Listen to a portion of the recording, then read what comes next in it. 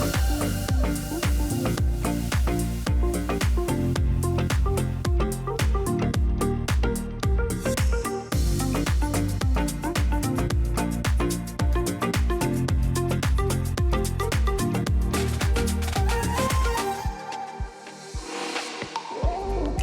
afternoon and welcome to CityLine. It is truly a privilege to be in your home.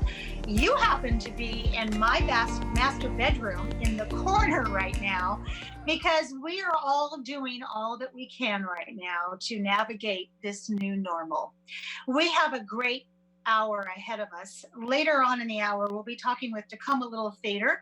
Chris Surface will be here to talk about how they are handling social distancing with live theater. Palmer Scholars is here. We'll be talking with Jonathan Jackson. Last time we talked with him, he was out here for, I think, on the job for 5 months.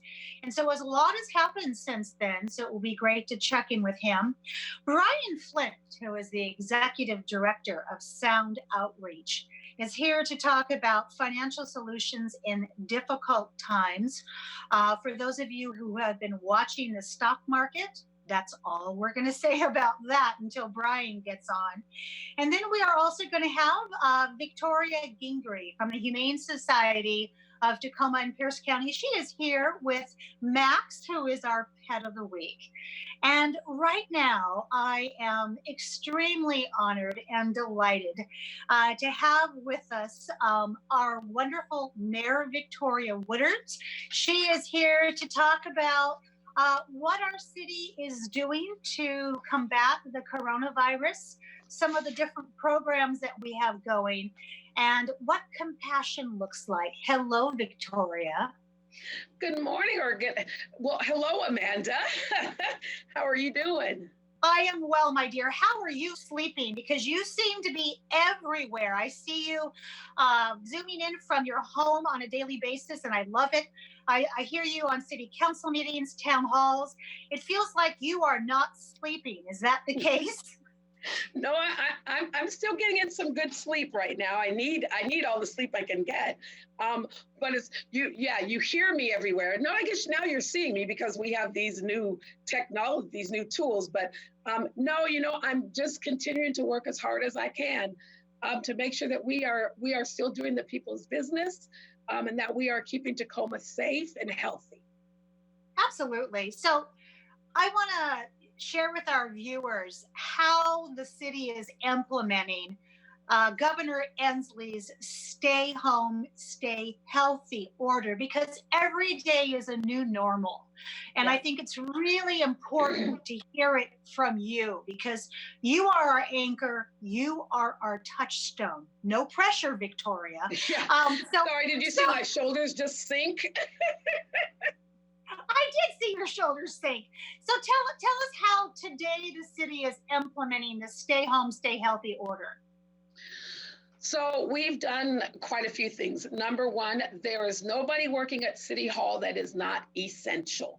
Everyone, which are very few people, everyone who works for the city who can work at home is now working at home. So we've got everyone working at home. We've got the technology set up so that everybody can log in. But just because people are working at home does not mean the city's not working. You can still call our 311 center. And while they're all at home, they're still answering phone calls and still getting people connected to services. You can still apply for a permit. It's just all online. Garbage is still picked up. Traffic lights are continuing to function. When you dial 911, police are and fire are continuing to respond. So we are still doing the city's business. We're just doing it in a much smarter and social distancing way. I have loved your daily check-ins because it helps me feel connected to my community. Because social distancing does not mean information distancing, nor does it mean emotional distancing. And that's one of the things I love about you in terms of a mayor is because, as we all know, you give the best virtual hugs. Yeah, I'm perfecting my virtual hugs. So just I'm hugging you now. I miss hugs. I love that. I'm hugging you right back. There we go. Thank you.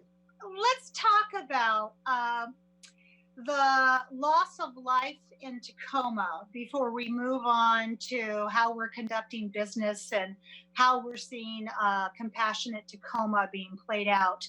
Has I know there has been loss of life in Tacoma due to the coronavirus. What is the update on this? So as of Tuesday, April 7th, we've had 4 deaths in Tacoma. And we have, as of that day, we also have 287 cases. We heard of the first death this past weekend, or the weekend of the 4th and 5th, and it's been very hard. This pandemic is serious, and that's what I want to get across to people. We have lost lives, and our thoughts and prayers are with the loss of life and with the families who have lost loved ones. Every death in our city is devastating and is a tragedy, especially in this coronavirus time. But what I want to remind us is that everything we do to abide by the current orders, social distancing, all of those orders, staying at home, staying healthy, when we abide by those, we are literally saving lives. And I just want to remind us that in addition to everything the city can do and the great work of the health department and the county and emergency management system and our first responders and our healthcare systems, there's a role for us to play in this. And I would say some would think that our numbers should be higher. And they very well could be. And I think we're seeing a little bit of success in flattening that curve, but that's only because we're obeying the orders, and we can't let up. We've got to remember, stay at home, stay healthy, wash your hands, drink water, all of those rules, or all of those things that are coming out to us, we've got to abide by them if we want to continue seeing this kind of trend. So, Mayor Woodards, you bring up a really good point, and I want to drill down into that. This Sure. week, the weather forecast is exceptional. It is beautiful spring in the city of Destiny. Yeah. And the governor has said, walk outside, get exercise, just like you just said. How do we do that with the social distancing protocols? Tell us what you recommend and what we should be doing. So I go for a walk every day. I'm on a mission, 10,000 steps every day. And since I'm not running to meetings, it means I got to go outside. And so a couple of things I would remind people to do. Number one, if someone is walking towards you, cross the street, go on the other side. If you're walking in a path, like I know a lot of people this weekend are going to want to go down to Ruston Way, be mindful, slow down, speed up, step to the side. Make sure you're keeping that 6 feet between you and the other person. And be mindful and conscious of it. Don't get so caught up in just walking that you're not paying attention. To young people, when you see seniors coming, don't expect them to move. You move out of the way. So be compassionate, be thoughtful, but certainly enjoy the weather. Go outside in your own yard and do yard work or walk your neighborhood. Please don't everybody flock down to Ruston Way. You can walk just in your neighborhood or walk around your neighborhood park. If you want to go to the park and you want to play basketball by yourself is okay. But don't grab 4 other friends or 3 other friends and go play one-on-one basketball. This is not the time to do it. You've got to keep the social distancing. And if you're mindful of it, and if everyone is mindful of it, then we'll all be able to do that. But you got to pay attention, and it's got to be on your mind all the time. From your mouth to our ears. Thank you so much for that clarification. So we opened the show and you were talking about some of the city's businesses that are still open, 911, if you want to get a permit. Let's talk about our police departments, because some of the substations are closed. What does that mean in terms of police coverage and activity? So City Hall is closed. and we've closed our substations. Our substations during the day are manned by volunteers, which I want to thank all of our volunteers who show up at our substations. And a lot of the people who man those substations are people who are in a vulnerable population, people who are retired, who want to give back to the community. So that's what they do. So we've closed our substations, but that means they're closed to the public, like City Hall is closed to the public. It doesn't mean that police went home. Our police, the same amount of police are still out on the streets, are still patrolling.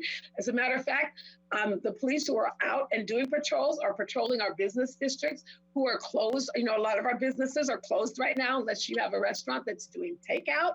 A lot of those businesses are closed. So they're providing presence in those business districts, but they are still out there. The other thing I'll say about 911, now let's say what they're not doing. They're not pulling people over to make sure that they have a right to be out. We are not giving tickets for people who are not following the rules, because I believe all Tacomans are following the rules. They're not having backyard barbecues with 50 people. They're not out driving and being out in public when they don't have a reason to be. But we are trusting citizens to abide by the rules, because we have responsible people who live in Tacoma. So our police are not giving out tickets. They're not asking you for paperwork when you're driving to make sure that you can go to work. They're out patrolling our city and keeping our city safe. And I think that there's a lot of confusion about Census. Is it canceled? Is it not? What do you say to that question, Mayor? The census is not canceled. Fill out your census forms. Now, they're not going to come to your door, obviously, but and if you haven't got your online code to do it, it's easy to find. You can go to the auditor's webpage in Tacoma. Julie Anderson has been doing an amazing job about educating people about the census. But the census is not canceled, and now more than ever, completing the census is going to be incredibly important. The way that we're going to get funding to help us bring our cities back to life is going to depend on the numbers that are in the census. When we file for community block grant dollars, or when we talk about dollars for our schools in this recovery process, those numbers are going to be based on what the census tells us. So while you're at home and you're staying safe and you're staying healthy, get those census forms completed. It's going to matter now more than ever. Absolutely.